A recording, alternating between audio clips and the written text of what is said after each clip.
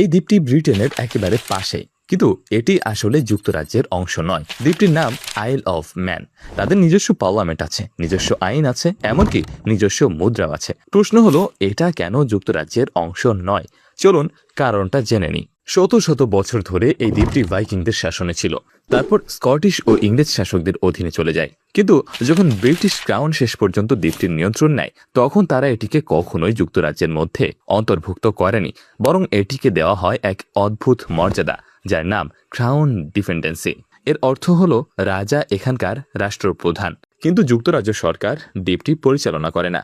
দ্বীপটি নিজেই আইন প্রণয়ন করে, নিজেই কর আদায় করে এবং প্রায় পুরোপুরি নিজেই নিজেকে শাসন করে। অন্যদিকে লন্ডন শুধু তাদের সামরিক প্রতিরক্ষা ও আন্তর্জাতিক সম্পর্কের দায়িত্ব পালন করে।